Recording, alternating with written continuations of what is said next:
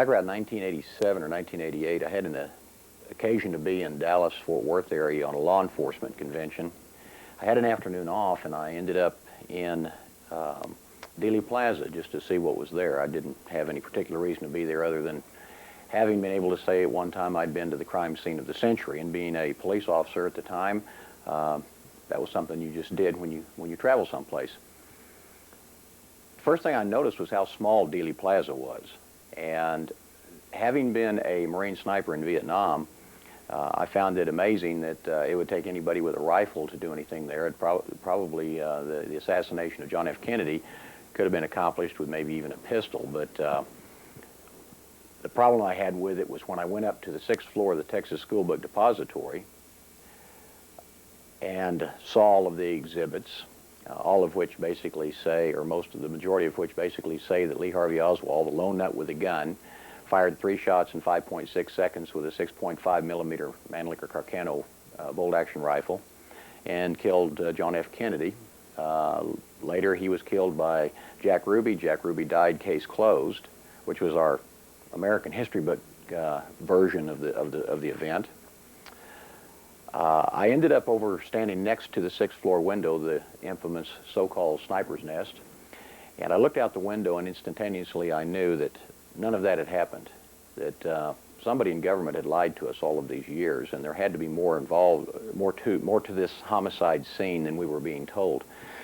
I think that's when I first got interested in investigating the Kennedy assassination, which led into other investigations of other things that people within our government, not necessarily the government itself, our government's just too big, but people within our government using their positions of power and authority, probably working off of private agendas, were involved with.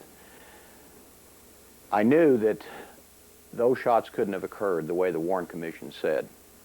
And the more I dug into the case, the more discrepancies I found. I just attempted to work it as a simple homicide, and I found out that witnesses had been intimidated, witnesses had been killed, evidence had been destroyed or changed or lost, that the whole thing was a sham, and that there had to be more people involved in it than Lee Harvey Oswald. If Oswald indeed was anything more than what he said, a patsy himself. And the end result was about an 8-year investigation that ended up with a book that I wrote called Kill Zone, A Sniper Looks at Dealey Plaza. During the writing of that book, I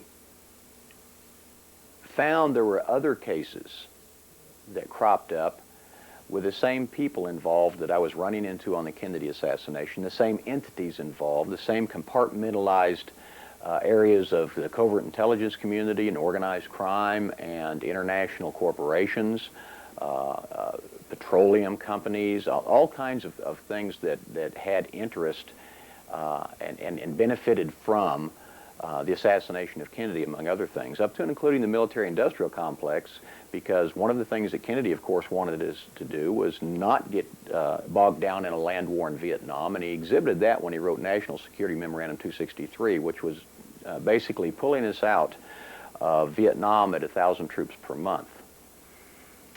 That was issued in October, about 4 or 5 weeks before Kennedy's death.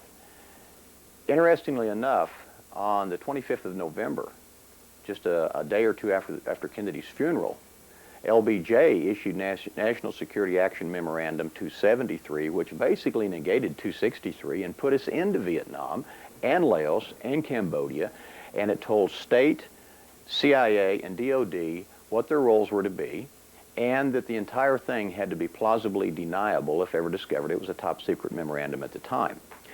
We found out later that that memorandum, which was issued over McGeorge Bundy's signature, actually, had been written. The draft copy had been written, and we got a copy of the draft copy, on the 21st of November 1963, which was the day before Kennedy was killed. Now that's extremely suspicious, considering the fact that Kennedy wanted to pull us out of Vietnam, Johnson put us into Vietnam, and it was to be issued by Johnson as president, but had been constructed before Kennedy was even dead. Several other things cropped up. I couldn't help but wonder what had happened in Vietnam when I was in Vietnam in 1965 and 66, when I started seeing some very strange things occur. Being a historian at that time, I noted that corporations and very large companies in the military-industrial complex were benefiting greatly during the war. For instance, previous to Vietnam, all of our infantry weapons were the M1 rifle in World War II in Korea, and then later the M14 when we landed in Vietnam, were all issued by subcontractors. They were built by people doing subcontract work for the U.S. government, and they were such companies as Winchester, Remington, Harrington and Richardson, Rand, and just Smith Corona. I mean, there were so many subcontractors that were building weapons. And then in 1967, Armalite ended up selling out the M16 production line to Colt Firearms. Now, at that time, Colt Firearms took over producing all infantry weapons to Vietnam, one company. The same thing happened basically in the helicopter industry. When we landed in Vietnam in 1965, we had Piasecki, we had Bell, Boeing Vertol, we had Hughes, and Cayman. But within a year or two, all of a sudden, the majority of helicopters being purchased for Vietnam were all being built by Bell Helicopter out of Fort Worth. There were the Boeing Chinooks, the CH-47s and 46s, the heavier helicopters, and Sikorsky was still doing a few Sky Cranes, but all of your combat helicopters and all of your Hueys and the Cobras and all of that, the OH-58 scout ships were being built by one company. And it was a Texas company, and it had connections to LBJ and Lady Bird Johnson. I then also found out that all of our ground vehicles were being pretty much phased out. You had the Dodge Power Wagon, you had which was the 3/4 ton personnel carrier, you had the M38 Jeep, you had the Mighty Mite, and you had the Mechanical Mule. And these things were all being phased out and replaced by one vehicle, which was the M151, built by who? Ford Motor Company. And I got real curious about this in many other instances as well. And I started investigating into this area to find out who owned the controlling interest of those companies during the Vietnam War. Just in the helicopter industry alone, 5,000 helicopters were shot down over a 10-year period. All of them were replaced, so that was a total sale of 10,000 helicopters. I wrote the SEC, the Securities and Exchange Commission, and I asked who owned the controlling interest of these companies. And basically, I got the runaround for about 3 months. And the end result was they told me that all the records involving all of those things had been shredded for space-saving purposes, just to get rid of stuff because they didn't have enough room to keep things. This from a government that keeps virtually every record that's ever been written somewhere in archives. Even how to pack a pack mule in 1918 can be found, or how to purchase socks for the Army can be found in the archives. And yet, we don't know who were the major controllers of the armament industries for the Vietnam War. That led on into other things. And while I was working in that area, I started having to go back in history to find out who would benefit from Kennedy's death. And it was Kennedy the first that would have gotten in the way of some sort of power structure that was proceeding towards some sort of accomplishment of an agenda. And it was during this time I had to go back to World War II, and I started discovering cases that had never appeared in our history books. And a lot of the information I had to get came from overseas where it had been recorded, because we basically couldn't find it here. And I ran into a myriad of cases where illegal things had been done. The Constitution had been circumvented, federal law had been circumvented, moral law had been circumvented, and certain entities and certain people and certain corporations and companies benefited in the long run from circumventing these laws. A case in point would be the story of General Shiro Ishii in Unit 731, the Japanese Imperial Army. Unit 731 was officially designated as a water purification unit and was based in Harbin, Manchuria. In actual fact, Unit 731 was a biological warfare test unit. And what they were testing were weapons of mass destruction that could be used on any enemies of Imperial Japan. They experimented with plague, various viruses, various bacilli, anthrax, you name it. There's like 30 deadly diseases that pneumonic and bubonic plague, about 30 diseases that were fatal that they experimented with to find out what they could use as a weapon, while they were also working toward developing their own atomic bomb, but they were way behind us and the Germans. So this was just another area that they could work in, was the biological and chemical, but mostly the biological. They found out that they could kill a lot of people with these weapons, and they experimented on 3,500 Chinese POWs that they'd captured and killed all of them, plus civilians. Plus they sprayed a city in Manchuria to see how the plagues and anthrax and things would vector. The vector is the hardest thing in a biological warfare weapon, is how does it get from one person to another? Is it airborne? Is it waterborne? Is it in the food? And once they were satisfied these things worked, then they wanted to know if it would work on Caucasians. So they decided that they needed some guinea pigs. For that, they sent out an order for captured American POWs. And 1,000 American POWs who had survived the Bataan Death March, who were located at Camp O'Donnell in the Philippines, were transported aboard the Totori Maru. They called it the hell ship because people died in the holes in the ship while they were being moved from the Philippines. And they took them to Korea. And in Korea, they were put on trains, and they were taken into Manchuria, and they were deposited at Mukden in Manchuria. They were experimented on as human guinea pigs.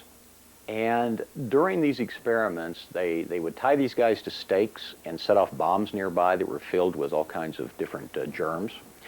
They would make them breathe air that had been infected. They would have them drink water that had been infected. They would lace their food with viruses and bacilli. And then they would take these guys at the various stages of their disease, and they would do live vivisections on them with no anesthetic. In other words, they strap them to a table alive and do an autopsy to check the progress in the organs. Now, you ask, what does that have to do with us? Well, here's what happened. We got word that the Japanese were doing this during World War II. Some Japanese prisoners had been captured in Burma and had told their captors that Unit 731 existed. Shiro Ishii was there, and this is what they were doing. And we started to fear that they might try to figure out a way to deliver these systems to the United States. And when in actual fact they did figure out a way. They were known as balloon bombs, and what they would do is they would put these different types of diseases inside of glass fishing floats, large glass globes, and these balloons are made out of rice paper and rubberized canvas and things like that, and they would send them in the jet stream across the Pacific to the Pacific coast of the United States. Trying to figure out where these balloons would land, they would use incendiary bombs, and then they would wait and they would read the newspaper reports, their spies would, to find out where they landed. And they found out that there were some forest fires that had been started, and that most of them had landed in the Pacific Northwest. But they also sent some bacillus balloons over. During this time, one of them landed in New Mexico, one landed on a ranch in Montana, and were discovered and turned into the government because some of the people thought they were weather balloons or some type of camera balloons. And a gentleman named Colonel Murray Sanders from Fort Detrick, Maryland, which is a bacteriological warfare test station at the time, went to these two locations and examined these items, and he went back with the samples and everything, and they said that if this stuff gets to this country, we got a serious problem. They decided to try to figure out, if it got to this country, how fast would this stuff spread? So one day they took a destroyer escort out of San Diego early one morning before the sun came up, and on the fantail of the destroyer escort was a large tank of influenza virus. And they sprayed it into the air in the offshore breeze as they steamed all the way up to Los Angeles, and they infected all of the beach communities. And that year, there was an outbreak of an influenza epidemic in Southern California, and over 200 people died. This epidemic was started on purpose to find out just how fast the stuff would spread if it was, say, bubonic plague or pneumonic plague or anthrax or some other disease. That was only one experiment that occurred. There was another one that occurred in San Francisco Harbor, another one that occurred in New York City, and then one in the subways in Washington, D.C., where American civilians were subjected to these things without their knowledge. They were used as human guinea pigs. Now, at the end of the war, when we were trying every Japanese admiral and general we could find in the war crimes tribunals in Tokyo, and MacArthur was hanging all of them that were found guilty of war crimes, Shiro Ishii's bunch, the Unit 731, had pulled out of Manchuria, had gone to Korea, and then dispersed back into the Japanese population in civilian clothes and told not to ever meet again. The Russians invaded China, of course. They took over the camps at Pingfen, Harbin, and Mukden, and they released the remaining live American POWs. There was about 200 of them. Now, 2 of these POWs were Warren Welchel from Tulsa, Oklahoma, and Greg Rodriguez from Okmulgee, Oklahoma. They come into the picture again in a minute. When Sanders returned to Fort Detrick after examining these devices and after the end of the war, he was ordered to go to Japan and find Ishii, find every staff officer he could find any records he could find of this, and then offer them a deal. And when he got to Japan, he was met there by a Japanese gentleman named Naito, who already knew what he looked like, already had his picture in his hand, and took him under his wing for about 2 weeks until he figured he could trust him, and then he arranged for meetings with Ishii and some of the other staff members, and they cut a deal. And the deal was, none of these people, even after killing in the most barbaric manner over 800 American GIs, POWs, who had survived the Bataan Death March, they would not be tried. They would have an immunity to prosecution if they would produce the slides, if they would produce the documentation, the samples, and so on, and all their notes that they could come up with over their experiments on live human beings to Fort Detrick. And that's exactly what happened. So these people never stood one day of trial. They never stood up for war crimes. And instead were granted immunity at the highest level. And the highest level at that time, of course, was the President's office, which was Harry S. Truman. This was at the same time, by the way, that a similar operation was going on in Europe known as Operation Paperclip, where we were taking Nazi scientists by the hundreds and moving them illegally into this country and putting them to work in projects at the end of the war for us. That's where the Werner von Braun rocket team came from. That's where General Walter Dornberger came from, SS General Walter Dornberger, who was in charge of the V-1 and V-2 projects at Peenemünde and later on Mittelwerk in Bavaria, where they used Jewish prisoners out of the concentration camp at Dora, and over 2,000 of them were starved to death working in the mountains there as they carved out by hand through granite caverns in which to build the assembly lines for the V-2 rockets. These people never stood trial for war crimes as well. We also took scientists out of concentration camps and brought them over to this country. And one of the individuals who was responsible for bringing all of these people over here and circumventing the Nuremberg war crimes trials, and in fact actually came up with the idea to have the war crimes trials in Nuremberg instead of scattered around, under his control was a guy named John J. McCloy. Now, McCloy had been the head of the State War Navy Coordinating Committee. He had been the overseer of all military operations in Europe from the SWNCC, and they were the committee that decided what the military would do and what it wouldn't do, and when it would do it, what targets that the Air Force was allowed to bomb and what targets would be spared, and so on down the line. Well, at the end of the war, McCloy ends up going to become the first president of the World Bank for Reconstruction, which is the World Bank under the UN, the newly formed UN, which was started in San Francisco in 1945. And then now he became the guy in charge of figuring out what cities in Germany would be rebuilt after he was the one that decided which ones would be bombed. And he also decided where the money would go and how much money would go there.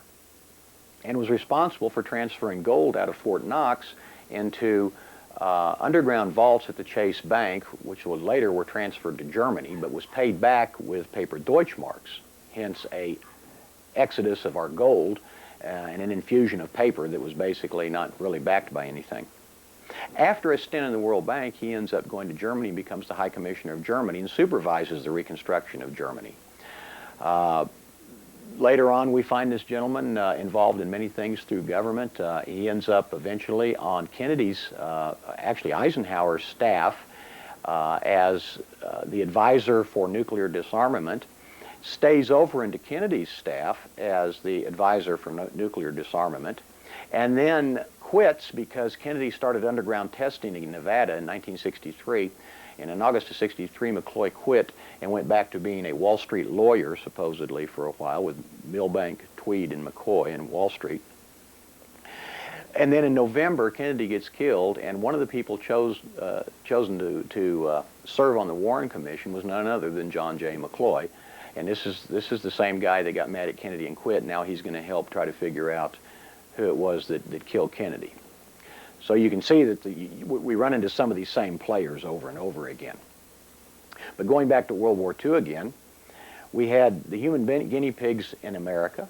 We had the human guinea pigs in China and Manchuria. And then we had Warren Welchel and Greg Rodriguez, who came home, who is just an example, two of the POWs. And when they went to the Veterans Administration to try to get help for the ailments that they still had inflicted on them by the Japanese, they were told by the Veterans Administration that never happened. Those camps never existed. There's no record of that.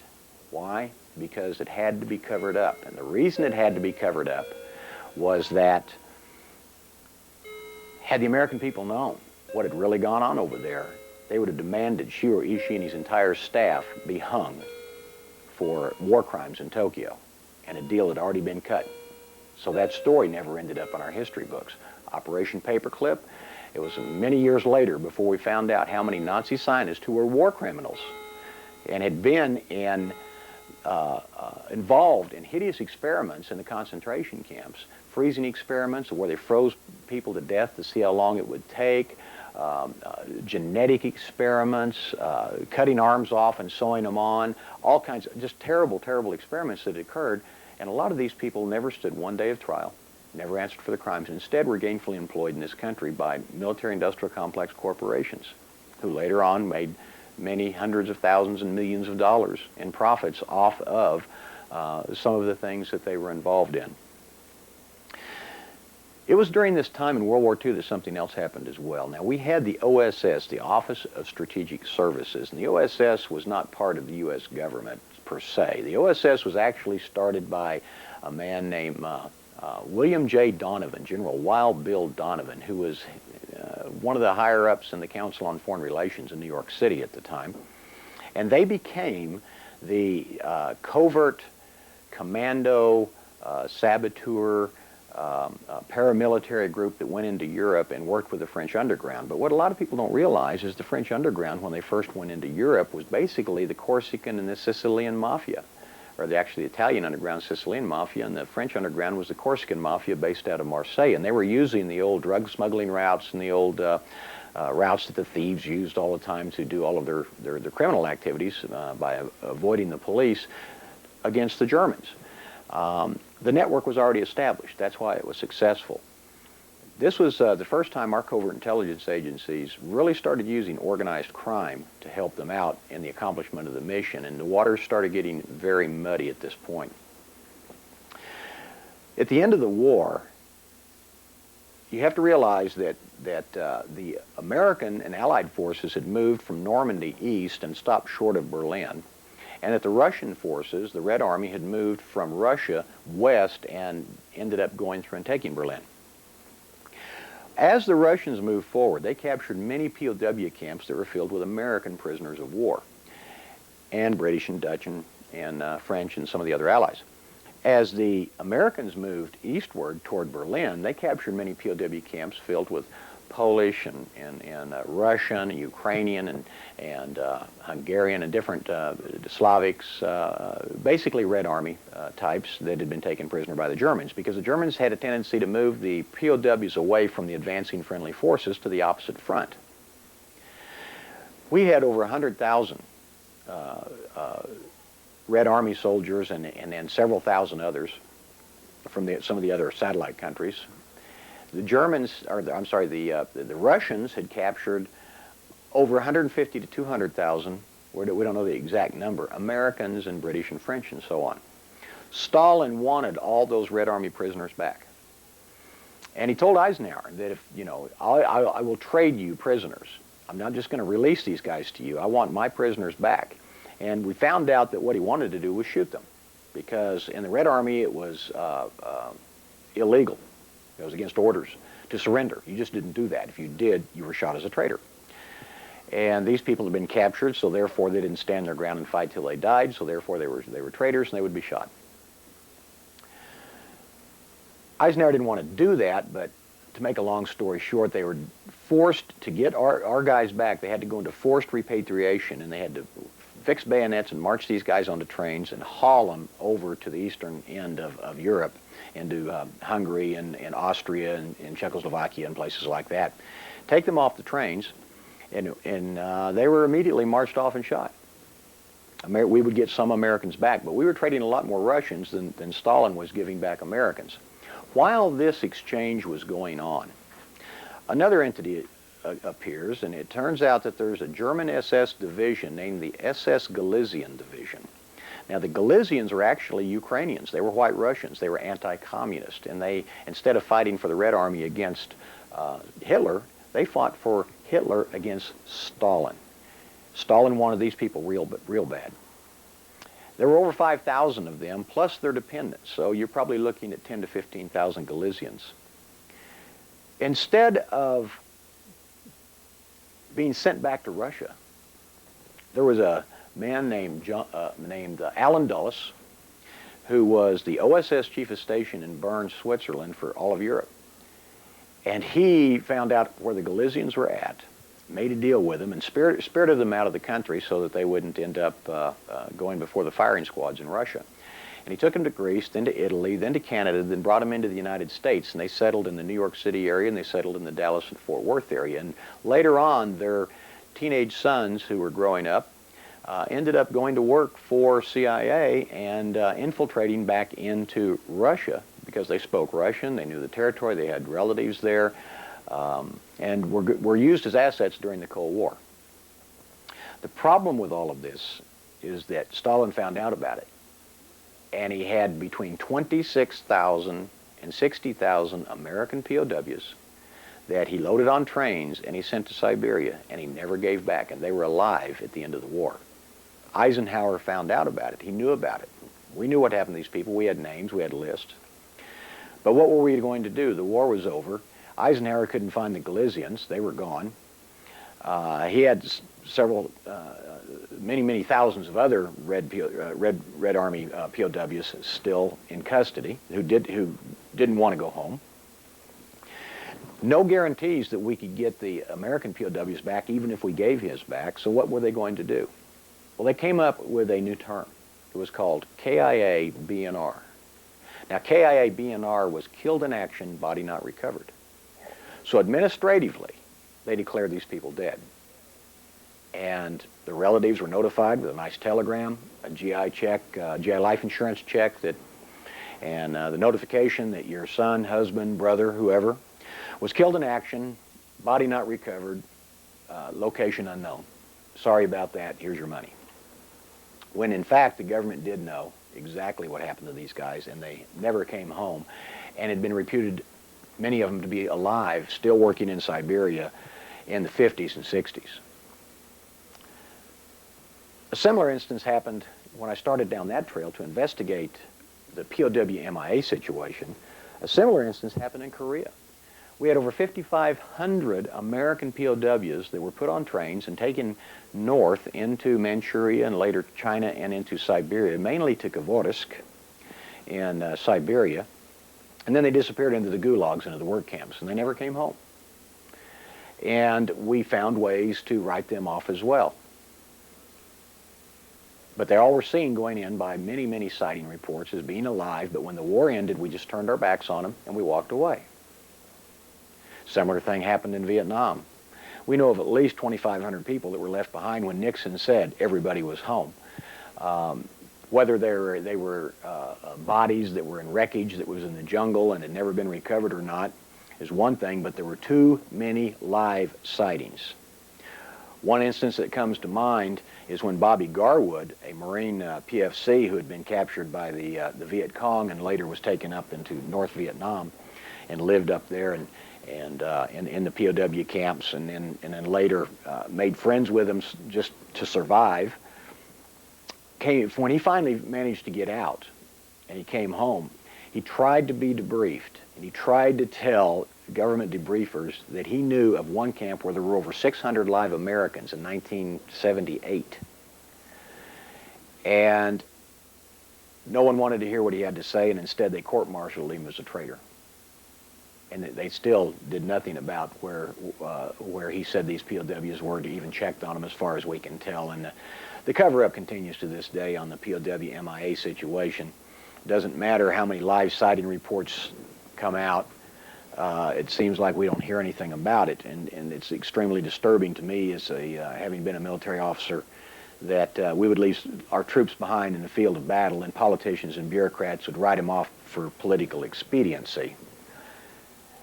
Some of these things like this are things that have really injured the trust of the American people when it comes to dealing with those people within our government who use their positions of power and authority to do things that are morally corrupt, often illegal, and many times unconstitutional. And when we really track it down to try to find out why they do these things, sometimes we find out that it appears that they're following some kind of agenda, or they're doing it for their own bank account, or both. So I started looking at some other cases that came to mind. And when I started looking into the human guinea pig aspect, I stumbled across the Mkultra Project. And the Mkultra Project started during the Korean War, when the CIA became fearful that the Chinese would be able to create a Manchurian candidate, which would be a programmed assassin, or a programmed spy, or a programmed espionage agent. So they decided they would try to do the same thing themselves and see what they could come up with. This led down a road of many horrible experiments that were done on people without their knowledge here in the United States, both military service personnel and the civilian population as well. At one point, the CIA even established a brothel in San Francisco, and when the Johns would come into these rooms, the hookers would lace their drinks with LSD, and they would have cameras rolling behind the mirrors. The LSD epidemic of the 60s originally came out of the Mkultra Project. There were hospitals, civilian hospitals, that were involved in this. In Canada and in the United States, there were universities. They had grants. They had black funding. And they were experimenting on their own students at these universities and patients in these hospitals. They were also experimenting on service personnel, telling them that they were doing one thing and actually doing something else. They would tell them that we just want to talk to you about some things, sit down in this room, have a seat in this chair, here, drink this glass of water. But then the subject didn't know that the glass of water had been laced with LSD, and all of course, their activities would be recorded. And in those days, obviously, they didn't know the side effects or reactions of LSD, and it wasn't until later that we found out that there were chromosome damage, side reactions, that it was genetic damage, that a trip could reoccur at any time in a person's life. It could lie dormant and pop up later sometime. And that's kind of a scary thought when you think about where some people might be when they go on another space trip. How about if they're flying a commercial airliner someplace and it's 20 years later? Or engineering a train doing 100 miles an hour, or driving a car with you in the back seat at nighttime on a curvy mountain road. I mean, you just don't know when this stuff is going to happen again. And there were literally thousands of people that were experimented on, and it wasn't just drugs. It had to do with hypnosis, chemicals, lobotomies, all kinds of things.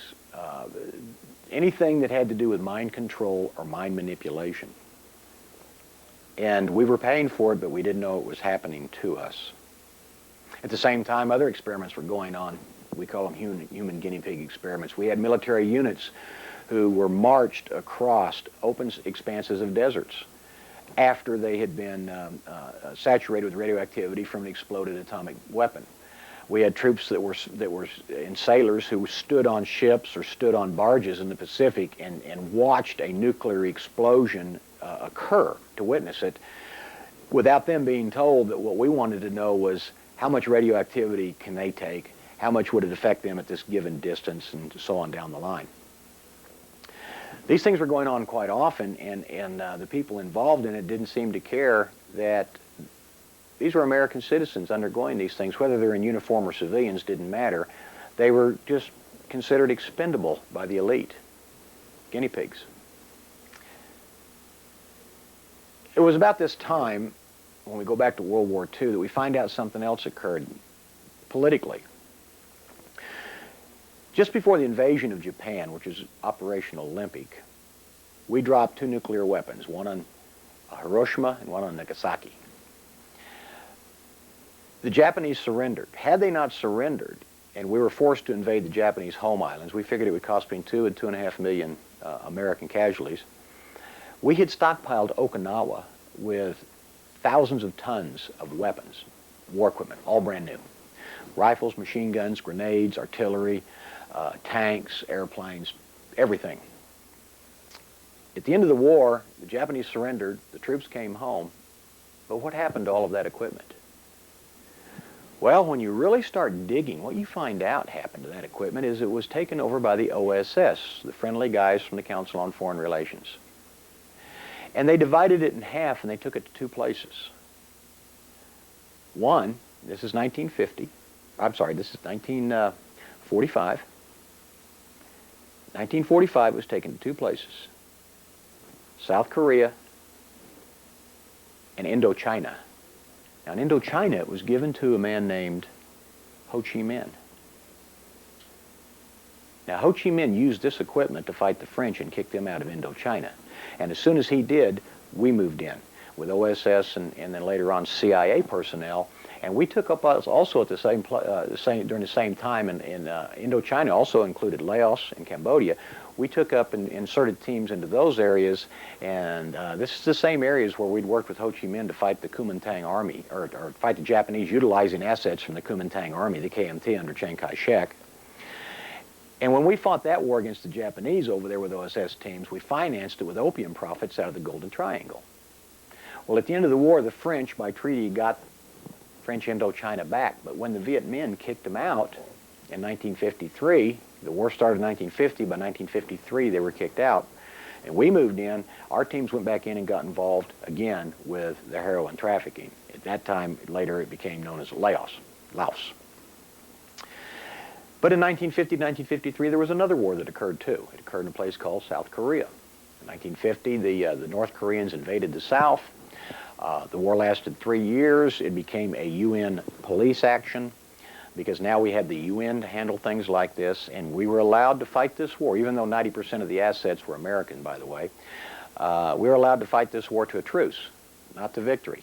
MacArthur, even though he could have won the war, was relieved by Truman because the intent and the objective of the Korean War was not to win it.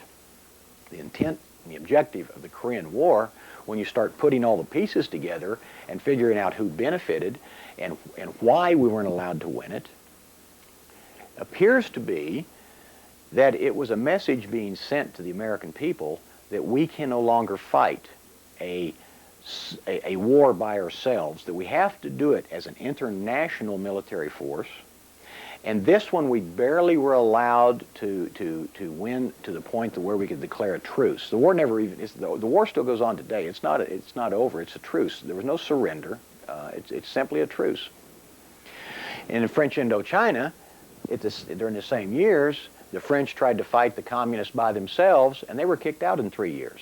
But us, along with the British and the French and the Dutch and the Turks and all the other UN troops that went into Korea, well, we managed to fight our way up to the 38th parallel, and then we held it right there. So suddenly, the message that was sent to the American people is, we got to have help if we ever have another war. Forget the fact that we just won a two-ocean war almost by ourselves.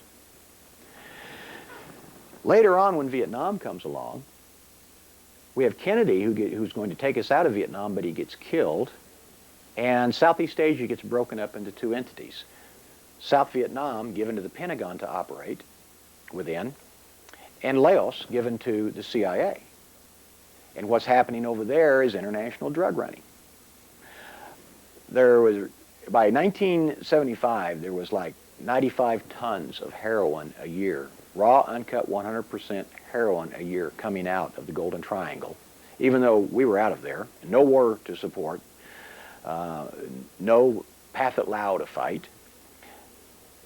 But the same entities were still getting the money from it. And they had set up their own international drug running and banking complex. At that time, it was known as the Nugan Hand Banking Complex.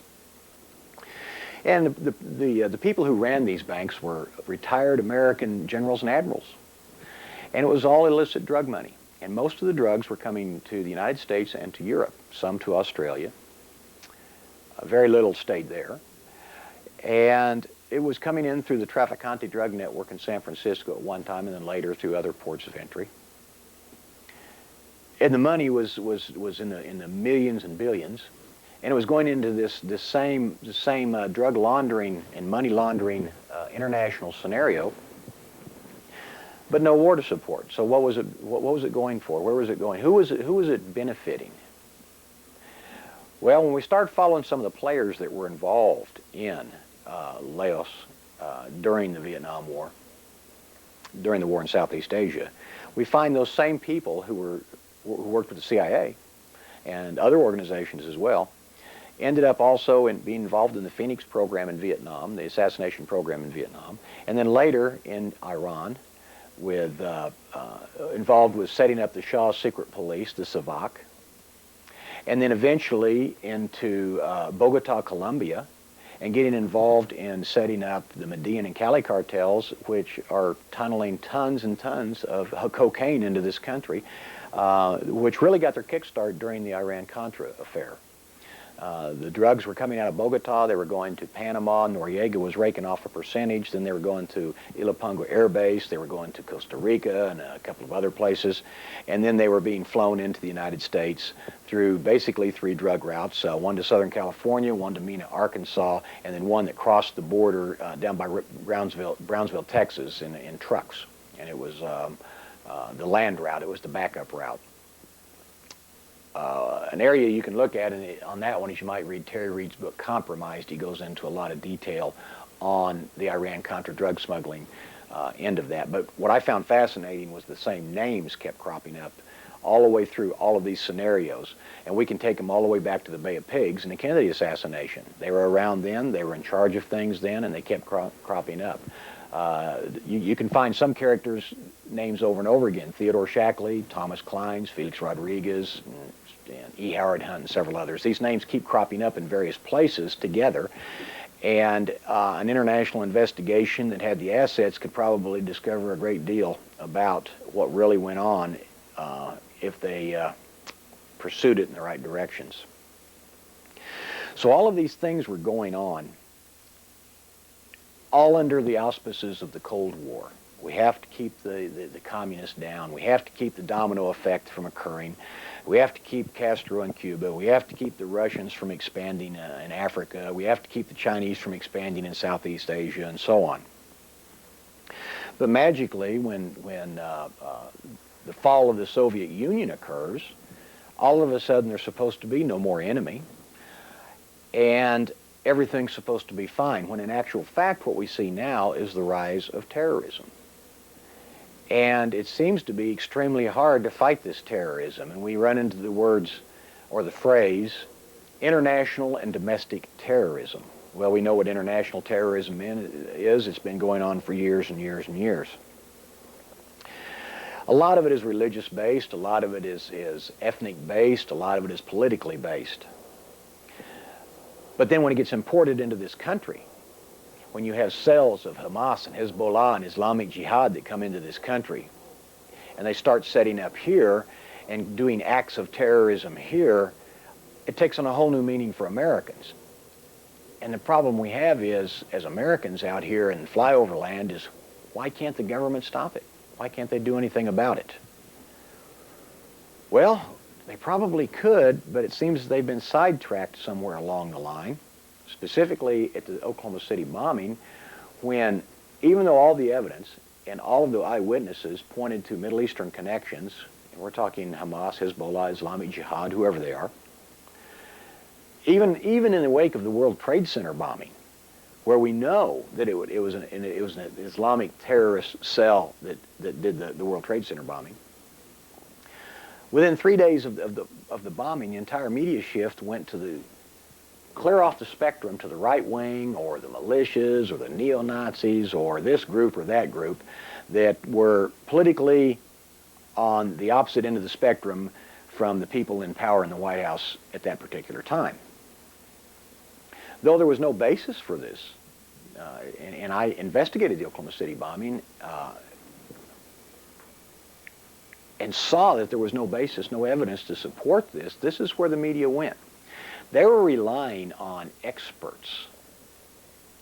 And I wondered who the experts were, so I started checking it out through my contacts in New York City to find out where the media was getting their information. They were getting it from people like Morris Dees of the Southern Poverty Law Center, a self-proclaimed expert. He's really a con man. He scares old Jewish people and black people into sending him money because he's their big savior. He's going to keep an eye on the militias and the Ku Klux Klan and this, that, and the other and give them a newsletter, and they're going to send him millions of dollars.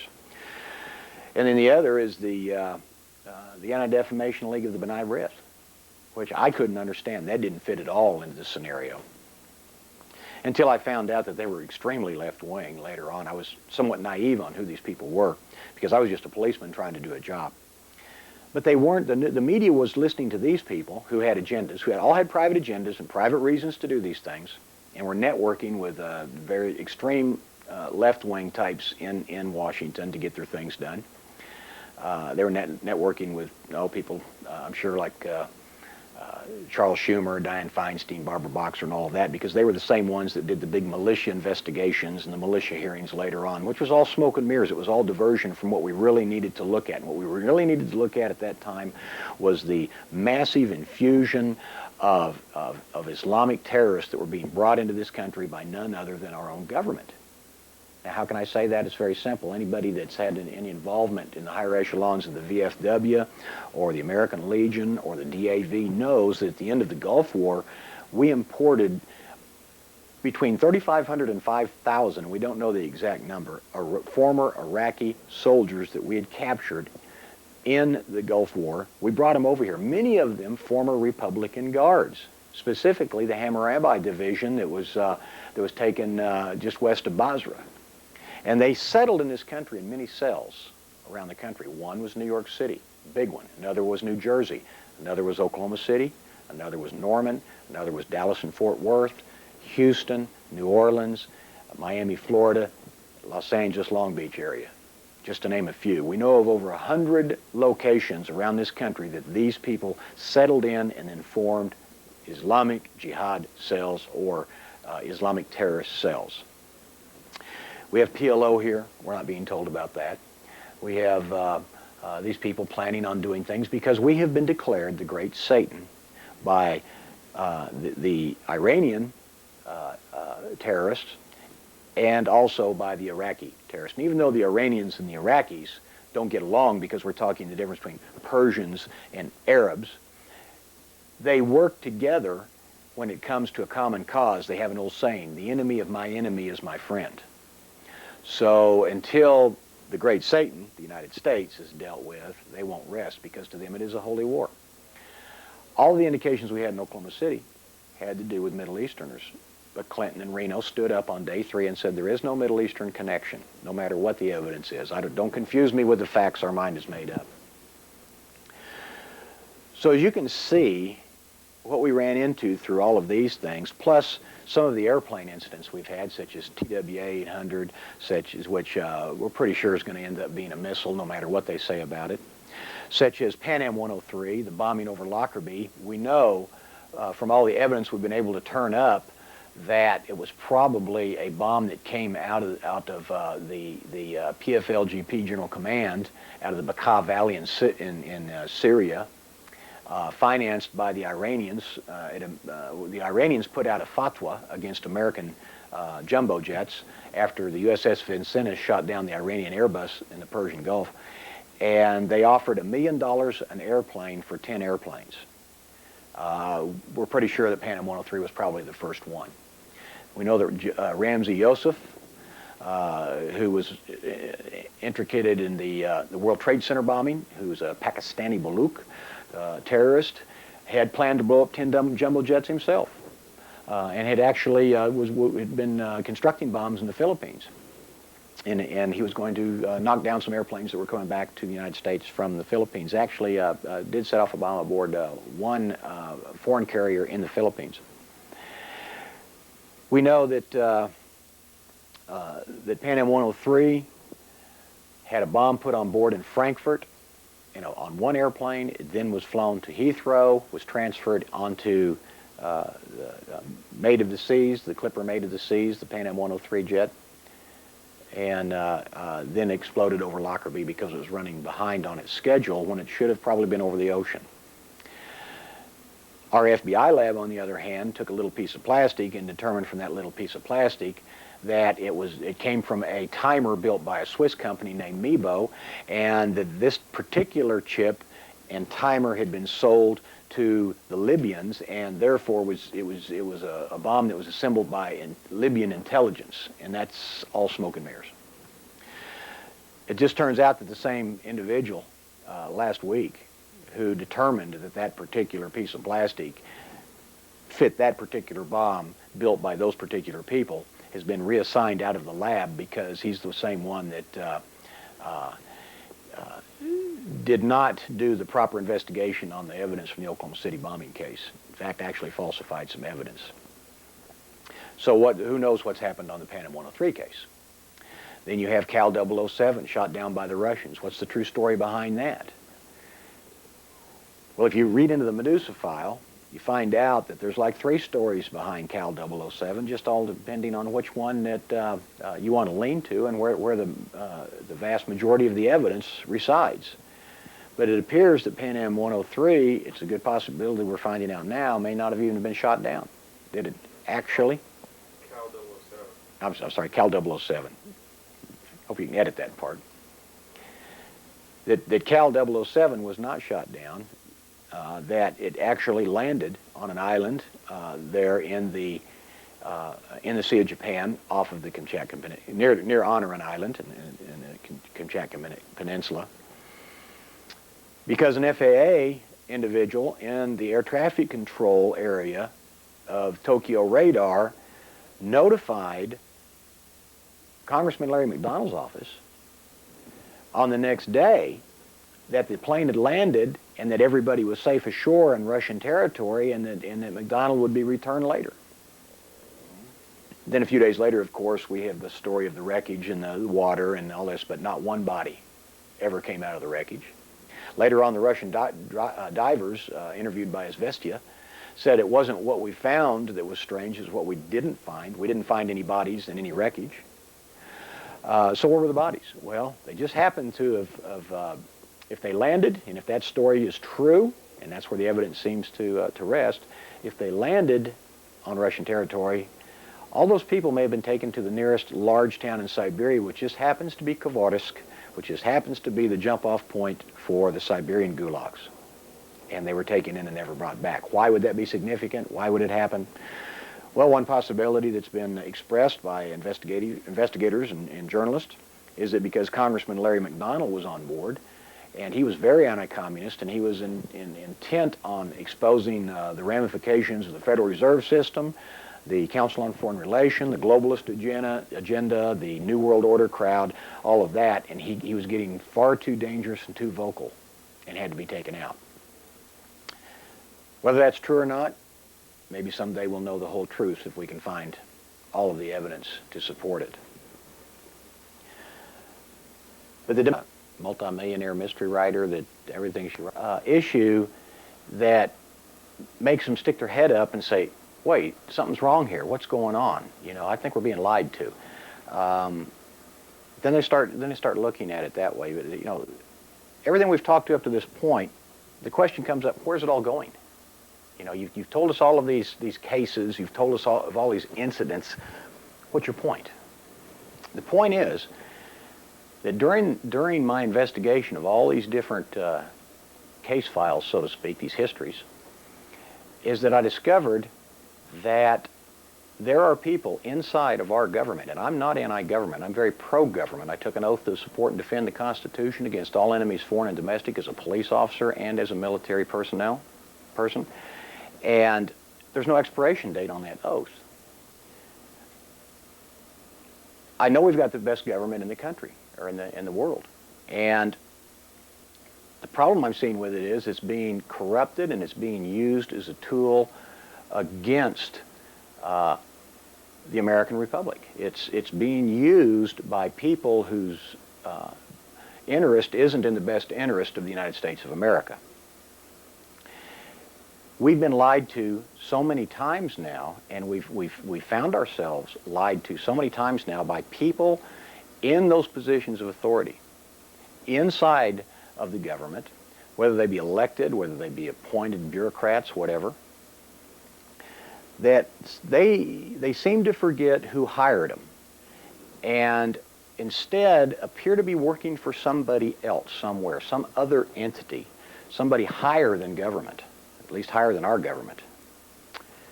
And because of that, the American people have become very distrustful of anything that goes on in Washington anymore, and it's hard to tell who the good guys and the bad guys are anymore. We're finding that there's this big agenda that seems to be unfolding as we come up on the year 2000 that is pushing us toward a global government. The UN, I think, was probably the first major step. They tried to do it with the League of Nations during Woodrow Wilson's years. Didn't work out. No one would buy off on it. They had to start over again. And we have basically international elitists, people with a lot of money. We're talking families and monarchies who've been around for hundreds of years, who are pushing toward this global entity, this new world order, if you will, through the international corporations, through the banking complexes, through the military-industrial complex, through virtually anything that they can utilize as a tool, whether it be treaties, whether it be agreements, NAFTA, GATT, whatever it is. It's a series of events that are occurring very rapidly that's destroying the national sovereignty of this country, getting us away from nationalism and pushing us into globalism. Clinton uses the term redistribution of the wealth. Well, redistribution of the wealth can also be taking away from one country and giving to another country, bringing your first world nations down to second nation status, and raising the third world nations up to second nation status, to where we have just this one level of interest out here as far as people are concerned. But yet there's an entity that's in charge of all of that, and that's where I think this is going. This is where there is a few people who are in charge of everything, and then everybody else is worker bees. That's kind of a simple breakdown of this globalist idea, this international plan, this new world order, whatever you want to call it. But the bottom line is, we have seen in our lifetimes so many instances of where the government appears to have been this evil force that's done many things that are just outrageous. They've lied to us. They've done things that are illegal. When it's not the government at all. It's people within government who've gotten into certain key positions who are able to use that power to accomplish other ends that's not in our best national interest. Cases in point. During my quarter of a century as a police officer, I grew to respect the FBI greatly. But recently I've seen the FBI turn, since Hoover left, turn from a national investigatory and law enforcement type body into what appears to be more of a Praetorian Guard. It's whatever is good for the Bureau or good for the administration is going to be done, whether it's good for the people or the nation or not. And there's people in power inside the FBI that have accomplished that. And they're not the only culprits. There's other agencies as well. Case in point would be Waco. We watched a situation go down that was never adequately investigated afterwards by Congress.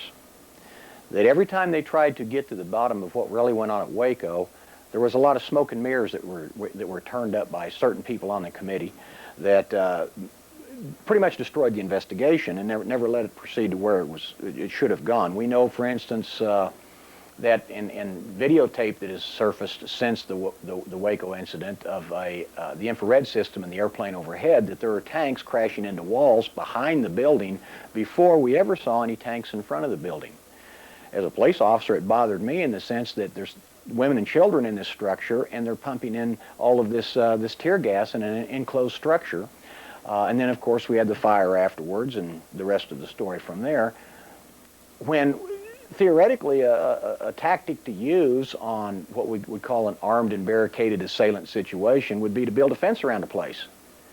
Reduce your assets, and then just wait for them to come out instead of going in there with tanks and helicopters and gas and and hard rock music on PSYOP speakers and all the rest of that. What was the rush? There is no rush. The FBI was the first one in the 70s to tell us as SWAT team members that in a hostage situation or in an armed and barricaded situation, time's on your side, there is no rush.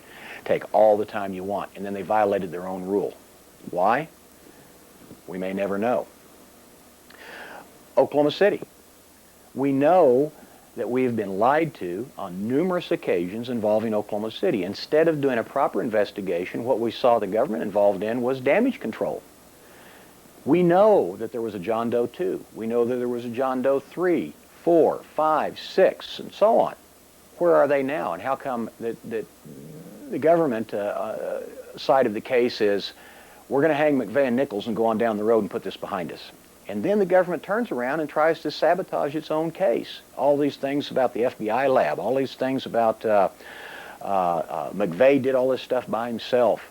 And they've even got him driving the truck by himself now, when all of the eyewitnesses saw two people in the truck across the street from the post office. They saw two people get out of the truck in front of the Murrah building. They saw two Middle Eastern males in blue jogging suits at the front door leave in a brown pickup truck. An APB was put out by the FBI that the FBI later came along and denied. We know that there were Middle Eastern connections in this thing. Tons of information has been given to the federal investigators, of which it appears that nothing has been done with. And then the crime scene itself was destroyed when they brought the building down. No satisfactory explanations have ever come concerning the seismic events that were recorded in 3 locations, showing 2 and 3 equal events of equal intensity and equal duration. And we found out many other things as we investigated the Oklahoma City bomb. We know that there's a connection that goes down into Mexico. And in Mexico, by the way, we know that there's a very large PLO cell whose sole mission is to infiltrate PLO terrorist teams into the United States to use American neo-Nazis or anybody else they can find, they call them neo-fascists, to accomplish terrorist events in this country that they will take the blame for, therefore serving as a cutout. And that's kind of what we saw in Oklahoma City when we saw all of this diversion to the militias and the neo-Nazis and and anybody else that was politically incorrect, so to speak. But nothing was followed up on the Middle Eastern part at all. Nothing was followed up on the Mexican connections at all. In TW 800, we saw several times where lies were just told, just plain lies. We had an individual who was a Navy 4-striper stand up during one of the briefings that the NTSB was holding early on in the investigation, and he said that there were no military exercises in the neighborhood, in the vicinity. Just continue on. I've got much more using the clock. Hmm? Just keep on talking. I'm hardly even getting the clock. Okay. He said that there was no military exercises in the area on national television, on CNN, when we know, and we knew then, that the Normandy was in the area, a guided missile frigate. We know that 2 Army National Guard Blackhawks were in the area. We know a P-3 Ryan was in the area. We know a Coast Guard cutter was in the area, and the possibility that there was a submarine in the area. We also get an unnamed Pentagon spokesman who says that the aircraft was out of the range of a shoulder-launched surface-to-air missile. Now, when you go back and you look, you find out that the airplane started out, it was 8,900 feet, then it was at 9,500 feet, then it was at 10,300 feet, then it was at 13,500, and the altitude kept growing depending on what it took to get it out of the range of the threat. Kind of like the truck bomb in Oklahoma City kept growing when bomb experts would come in and say, well, 2,400 pounds of ammonium nitrate wouldn't do this much damage. 3,600 pounds wouldn't do this much damage. 4,800 pounds wouldn't do this. Now we got 5,000 pounds of ammonium nitrate fertilizer that supposedly blew half this building down. Then he said that even at 10,000 feet, 13,000 feet, it was still in the range of surface-to-air missiles. Then they qualified that and said, well, if it was fired from the land. Well, no one said it was fired from the land. It was fired from out at sea because it hit the airplane on the right-hand side of the airplane. The airplane was flying north up the coast, which means that the missile had to come from out at sea. They said, NTSB said that all the engines that they recovered were fine. when we know that number 3 engine was destroyed? When they brought it out of the water, the compressor section was gone, was basically 80% gone. The compressor blades were gone. What was left was burnt and bent. We know that the turbine sections, all the blades were basically gone. This was right on videotape. This was on CNN. We know the engine appeared to resemble the same as those in Vietnam that had taken SAM missile hits. The engine was burnt, it was broken, pieces were gone, and that engine was on a pylon to the right side of the center fuel tank. And if it began spitting hot, fiery parts, it would have penetrated the center fuel tank, which would have explained a lot of things. But you can't have a shoulder-launched missile hit the airplane without bringing some kind of Middle Eastern terrorist groups into it. And that would lead us to what type of a missile and where did it come from? Well, if it was a Stinger, it could have been one of those that was left over from Afghanistan. And if that's true, it would track back to the CIA and the U.S. government. Not that they ordered this airplane to be shot down, but simply for the fact that they lost control of their missiles after the end of the war and didn't recover them, and they ended up in the hands of various terrorist groups by way of the Iranians and the Pakistanis. We also have an individual who said that the airplane couldn't have had the type of fuel explosion that a missile would have caused because it had JP-7 fuel and the flash point was non-compatible with that type of an incident, when in actual fact JP-7 is not used in civilian airliners. It's Jet A, which is much more flammable. And that airplane was loaded with Jet A. We're told that this radar tape that shows an object to approach the airplane at high speed was an anomaly. Then we're told that it may have been a malfunctioning transponder on the P-3 Orion. The problem is when you do the missile or do the track on the target that is moving, we really run into something that's going 1,500 miles an hour. And at 1,500 miles an hour, it's not going to be a propeller-driven P-3 Orion. So because of these things, we're seeing event after event after event that appears to be one cover-up after another.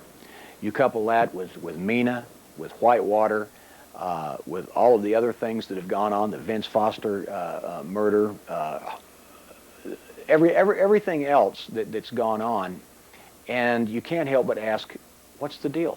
What's going on here?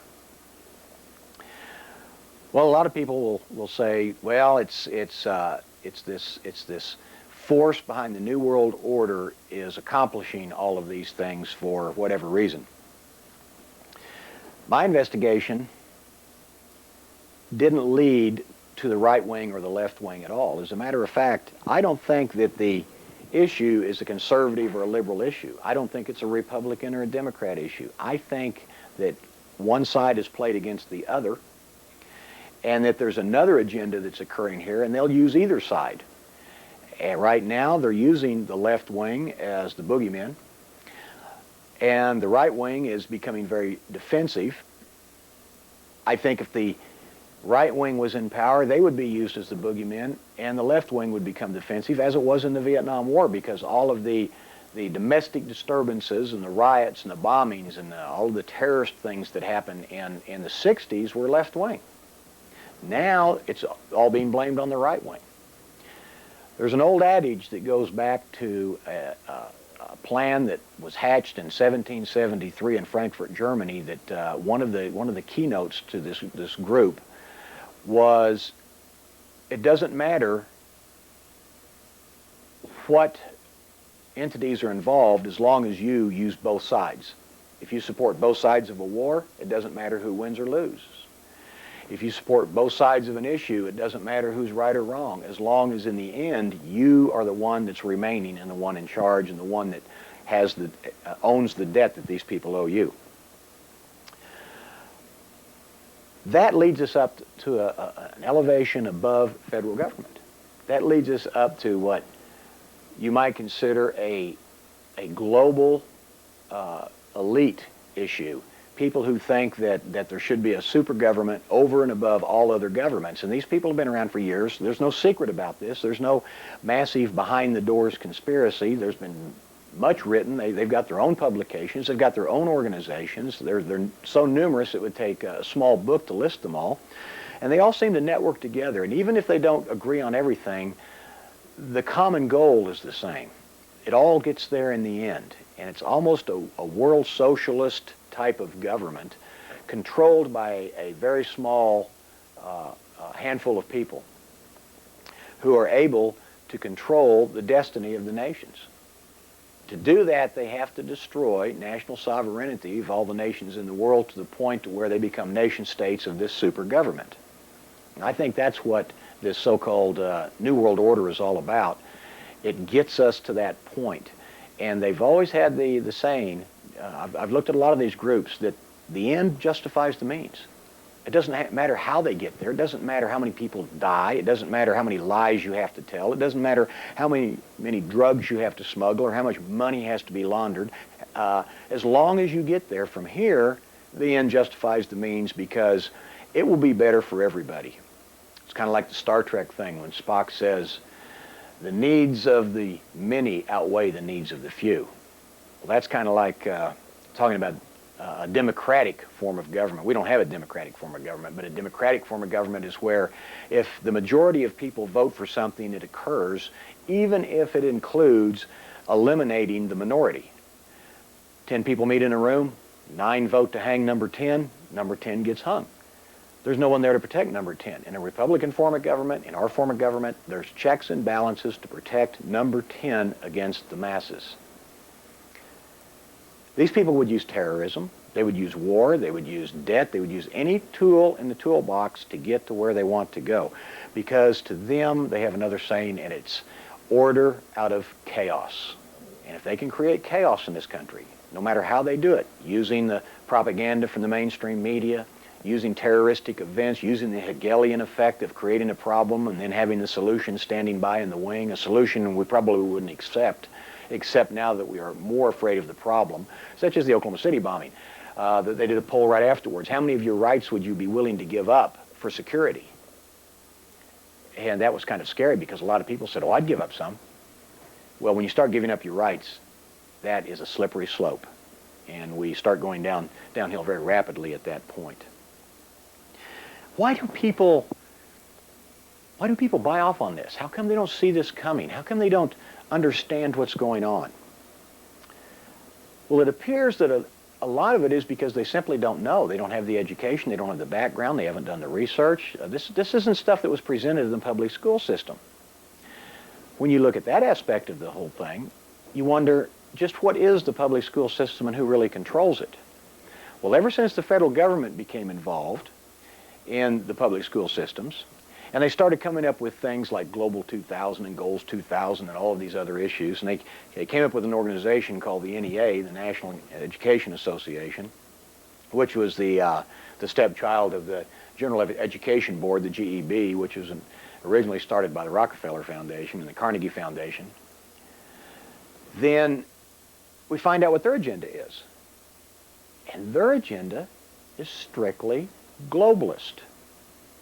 And it's an international super government being the final goal. To do that, you have to use two things to control the minds of the people. You have to use education, and you have to use the media as a continuing education. As we go through school, we get textbooks that are published in New York City. You take a history textbook today and you look at it, you compare it with a history textbook of one printed 100 years ago, and they don't tell the same stories anymore. The history's been rewritten, it's been revised, it's been manipulated. History doesn't change. Once something occurs, it either occurred a certain way or it didn't. Anything outside of that is a lie. Our history has been manipulated to the point in our history books now that our kids don't understand where this country came from in the proper text. So then you go to who controls the publishing houses in New York City that write the history books, and you find entities that lead to these globalist organizations. They're the ones with the money. They're the ones that put the editors in the publishing houses. They're the ones that tell what goes in the books and what doesn't go in the books. I interviewed a teacher once on this, and I said, where do you get your history book? Well, I go to a book fair, and I pick it. You get to pick your own book. Yes, I do. How do you do that? Well, I go up to a table, and there are 10 history books, and I pick one of them. Okay. Who picks those 10 history books? Well, the state educational board does, I guess. They've got a committee that reviews these, right? And who picks the history books they get to review? I don't know. Well, are they recommended by the NEA? Oh, yes. So you see where the loop starts to close now. Russia rewrote its history under Stalin. They left out a lot of things. Under Khrushchev, they rewrote it again. The Russian kids were getting very confused because the history kept changing about every decade, depending on who was in favor of the Tsar, against the Tsar, in favor of Stalin, against Stalin, in favor of Lenin, against Lenin, and so on. We're seeing that occur in this country today. The other thing that we get is a dumbing down of the student population. When I was a company commander, I would get recruits in who had high school diplomas that couldn't read and write. They couldn't fill out the forms it took to enlist in the military. But they had high school diplomas. How did they do that? How did they get through the system that way? Well, that wasn't just an odd thing that happened. That was occurring all over the country. Through the NEA agenda, they were reducing classroom time on the basics, reading, writing, arithmetic, history, and so on, quite a bit, and instead bringing in all kinds of sociological things and all kinds of cultural and multicultural things and racial interdependent things and all of the feel-goodism and all the warm, fuzzy New World Order stuff. They were all putting that in there, but they were cutting down the ability of our kids to compete in the global market and then telling the parents they're getting a great education. So now they graduate and they get out. Where does the education come from now? Unless they pursue it on their own, they're going to get fed what they need to know by the media. And now, because they don't read and write very much, and they don't dig into books anymore, and the reading time has dropped, we have the television watching time that's increased. The average American spends far too many hours in front of the television. And what do they see? They see 10 and 15-second time spots on the 6 o'clock news, and that's all the news you need to know. And it's the slant that the American media takes and what they leave in and what they leave out. Now, all of the things that we found out in Oklahoma City, the things that Channel 4 in Oklahoma City found out on the Middle Eastern connections and a myriad of other things were all fed up pike to the New York City head office. But none of it got out on national media. None of it. It was all stopped right there. That's called spiking the news. So when you spike the truth, what you feed the American public then is what's left over or what you want to be their mental pablum. And people buy off on that, and they accept it because, well, no one in our government would be involved in anything like this. Well, I think we've just demonstrated that there are people in our government who have done things throughout the last 4 or 5 decades that are so despicable that there's no way you're going to find them in history, the average history book.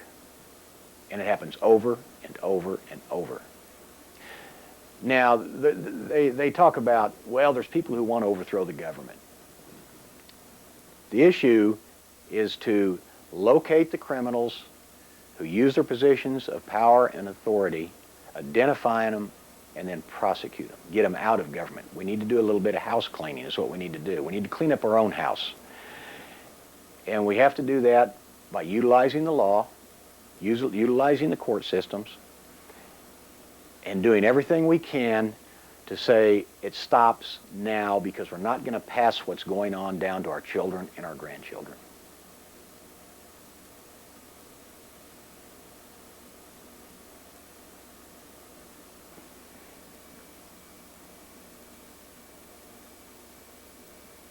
An interesting aspect in all of this is following the history of what eventually became the Central Intelligence Agency.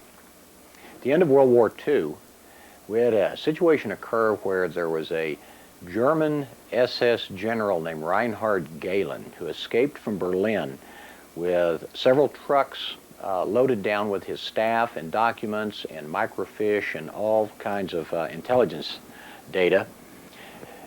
And instead of going west to hit the Allied forces, or obviously east to hit the Russian forces, he headed south toward Austria. And when he got to Austria, he ran into a captain named John Boker. John Boker ended up capturing this entire convoy, complete with this German general, without a shot being fired. And as it turned out, it appeared that Boker had been waiting there to rendezvous with them, because Boker didn't work for the local American Army military command staff. Instead, he obviously was working for the OSS and was reporting to Alan Dulles, who was chief of station in Bern, Switzerland.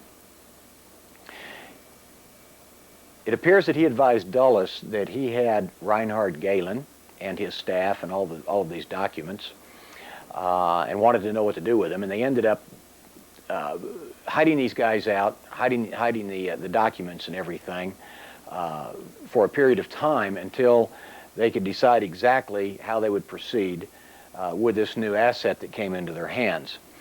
And the more one investigates this, the more one becomes convinced that this was set up well in advance, that Dulles probably had known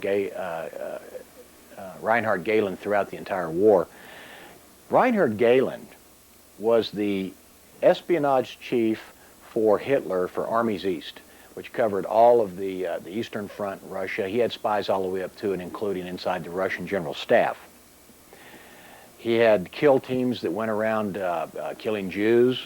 He had hunter teams that went out and searched down Russian espionage agents and killed them. He also had recruiting teams that went out and recruited Russians to serve as part of his spy apparatus for Armies East.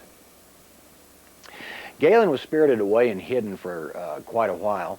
The war ended, and Dulles returned home. And in 1945, the OSS was disbanded by Truman, and in the end of 1945, 1946, Dulles went to Harry Truman and he said, look, we've got to have a intelligence organization that can coordinate all of the intelligence gathering efforts of the services. You've got military intelligence over on the Army side of the house, you've got naval intelligence over in the Navy side of the house, and these guys don't even talk to each other. And now that we're faced with this big boogeyman, the Russians, we have to have a way to put this information together from all of our intelligence resources and form the big picture and see what's going on. And he said, well, what do you suggest? He says, well, what I suggest is you allow me to form an organization to replace the OSS. Truman says, I'm not going to have any paramilitary commandos running around blowing things up and getting involved in things I don't know about. He says, well, sir, he says, what we need is we just need a way to assimilate all this information and put it together, and we can advise you what we found out so you'll know what's going on. He says, well, you know, now that's not a bad idea. I tell you what I'm going to do. I'm going to let you form an organization. We'll call it the Central Intelligence Group. Yeah, that's a good one. We'll call it the Central Intelligence Group, and we'll give you the old whack barracks down there on the mall, and I'll fund you for 300 clerks. And so they started out with about 300 paper pushers and file clerks. Then within a few months, old Dulles goes back and says, Mr. President, we've got a serious problem. We're finding out that there's 100 and some odd Russian divisions in East Germany that are just waiting to rush through and head for the English Channel. And he says, my God, where they get all these people? He says, well, there's all these Russians there, and they built this thing. He says, where'd you get this information? He says, well, it's just the trickles we've been able to put together. So because there was a troop gap, we were committed at that point to send people in to reinforce all of the occupational areas of Germany, which of course, we had to go buy more stuff to do it with. We had to pay more different types of salaries to more people. And then, about a year later, he comes in and he says, sir, he says, we got another problem. We've got a situation where we've got, where we're finding out that they've got too many bombers. They got more bombers than we've got. So we had a bomber gap. Now the bomber gap is something we've really got to look at, because now the Russians have got all these bombers over there. So eventually what happened was Dulles convinced Truman that we needed a much bigger spy apparatus to spy on the Russians. His suggestion was that we take the Central Intelligence Group and we expand it to agency status and get authorization for about 3,500 agents and personnel. That occurred in the National Security Act of 1947 when the CIG became the CIA. And interestingly enough, within a few months, we had 3,500 people involved. And it turned out what we did is we inherited the Gayland org, the Reinhard Gayland organization that had been quietly waiting to be reactivated. All of these Nazis and all of these Russians had been waiting to be reactivated, and they were reactivated when Dulles did that. And Dulles then was able to come back later on during the Kennedy administration and say, gee, we got a missile gap. We got to have more missiles. We got to have more of this. We got to have more of that. The end result of a lot of this, of course, was the buildup of the military-industrial complex after World War II. Instead of losing money, we had to buy new equipment. We had to buy newer airplanes. We had to buy newer tanks. We had to buy newer ships and newer submarines to keep up with the pesky Russians. When in actual fact, when we go back and examine the intelligence reports from those days from the other countries' intelligence gathering resources, we find out that the 100 and some odd divisions that were ready to storm through the Fulda Gap and through some of the other places in Eastern Europe actually were half-strength, war-weary, worn-out divisions who all they wanted to do was go home. They were only kept there because the Russians wanted to keep them there as a defense against any aggressive move from the West. Most of their transport was horse-drawn.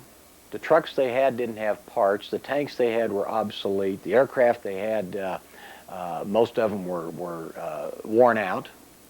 And then when we get to the bomber gap, we find out that the bombers they had weren't anywhere near as good as the ones we had, and they weren't intercontinental. They couldn't carry anything to this country if they had to. The missile gap, we found out, was totally false. They didn't have half as many missiles as we thought they did, as at least that Dulles and the CIA told Kennedy. Kennedy found out later that that was a big lie, that when we got the satellite program in use and some of the other spy assets into operation, we found out that there was no missile gap after all, but by then we had increased the number of warheads and missiles that SAC had and so on.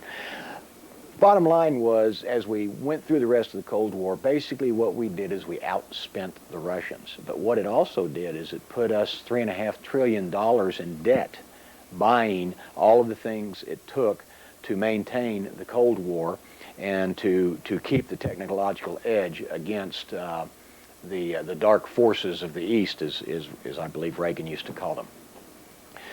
So we also find out when we look at the CIA that the CIA isn't necessarily an organization that specifically works for the United States government or the people of America.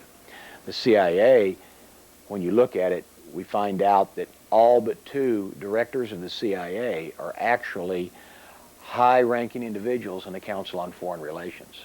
And the Council on Foreign Relations' objective, of course, as they've published all the time, is a trend toward global government. It was the Council on Foreign Relations that set up the United Nations, totally outside the realms and the bounds of the Constitution. The Council of Foreign Relations puts people into every administration. Every president, with 2 exceptions, were members of the Council on Foreign Relations. Every Secretary of War and every Secretary of Defense and every Secretary of the Treasury were members of the Council on Foreign Relations. That's one common thing that held them all together. Now, as a policeman, you look for ties. You look for something that holds something together, something in common throughout all of these different things that went on, and we find these same globalist organizations involved, whether it's the CFR here, whether it's the Royal Society for International Affairs in London, or any number of other organizations around the world that all seem to mesh together in a common objective. And that common objective, of course, is this strive away from nationalism into globalism and an international super government, so to speak, and they're the ones that want to be in charge.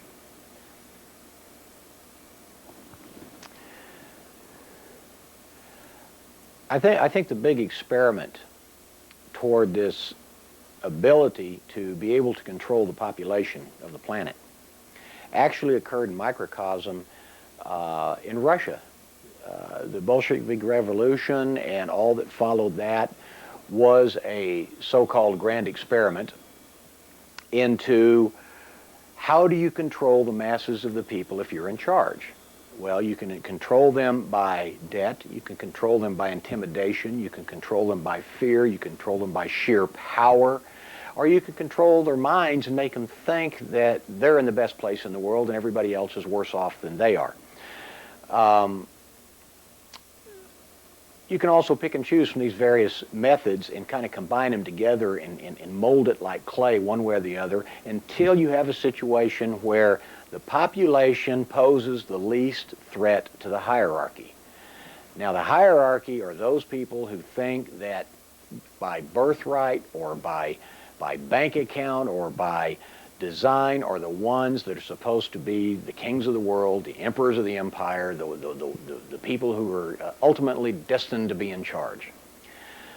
What a lot of people don't realize is their idea of the one world government, so to speak, is basically being able to have the masses all believe they're all equal, they're all the same, no one is a have-not. They may not have very much, but everybody's got something.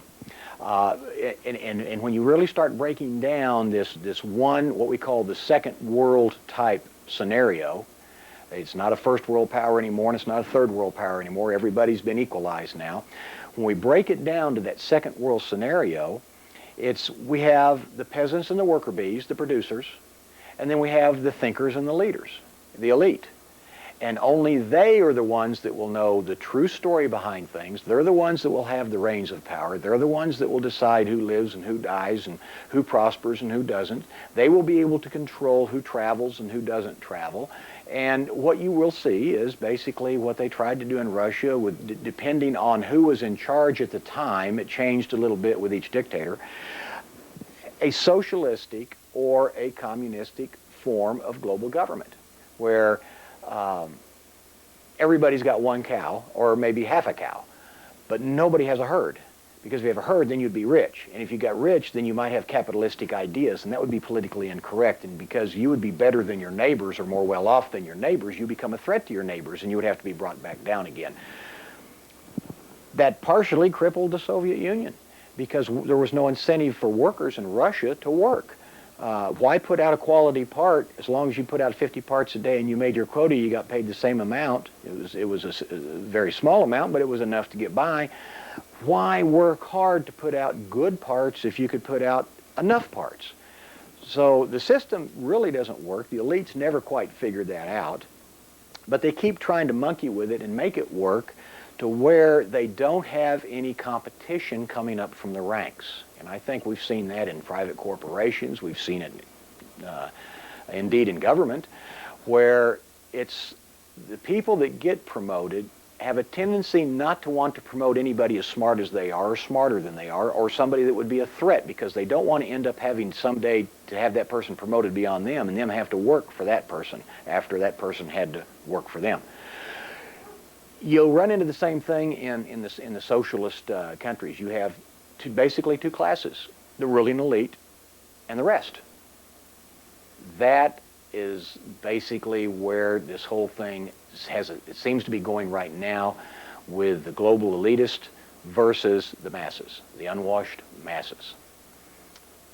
And I think that that is the big threat to mankind. Now, when I was working on the Medusa File, and I was working on Kill Zone and some of the other investigations I was involved in, I kept following these power brokers higher and higher, trying to figure out who thought they were in charge today. Was there one council working on all of this?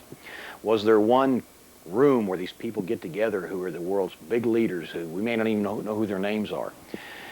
And it seemed like every time I would get up to a point to where it looked like I could identify a small organization that was right up there, they really didn't have a handle on some of the other things that were going on around the world. That seemed to fall under somebody else, but there did seem to be one driving force behind it.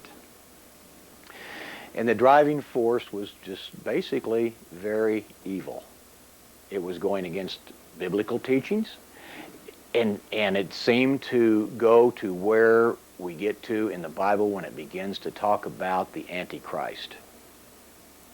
So if you're religious or not, please consider the fact that a lot of this had been written down years and years ago in the Bible and had been prophesied to occur, and now we're coming up on the millennium, the year 2000, and I think that the people who know that they're on the evil end of the dark side, so to speak, that are trying to promulgate this type of a government entity, I think they know that they're limited in time and that the year 2000 is a magical number, and that's why we're starting to see some of these things occur. And it doesn't matter whose toes they step on, it doesn't matter how many lies they tell, how many people they kill, it doesn't matter as long as they get to where they're trying to go before the bell rings.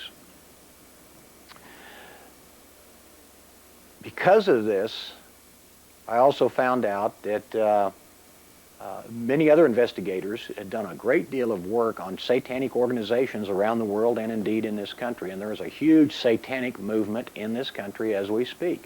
There are people who are kidnapped, there's children who are abused, there's human sacrifices that go on, and you ask yourself, how could that occur in a modern country like this? That old superstitious voodoo stuff. Well, the fact is, it doesn't matter how it occurs. The fact is, it does occur. Police departments know about it. Federal agencies know about it. Congress knows about it. Investigations have gone on into these various organizations. And what we find out is many of the politicians in high places actually are involved in many of these things. And to get more in depth than that, people like John DeCamp and Ted Gunderson have done a great deal of investigation into these areas and found out that the satanic movement is alive and well in the United States. There's other organizations that have been explored, and there's other government entities that have been involved in things we don't understand that seem to be cropping up around us. Jim Marrs has done a great deal of research into those areas, into the covert intelligence communities, and to some of the government's bizarre projects, the remote viewing projects, and some of the other things that have gone on. And we'll probably be writing about it extensively as well. So there's a lot of people out there who have done a lot of good work in the right directions. Now it's a situation of trying to put all the pieces of the puzzle together and seeing what kind of picture develops. But my gut feeling on the whole thing is right now in this world we have a major battle ensuing between the forces of good and the forces of evil. And that, I think, breaks it down to the most basic common denominator.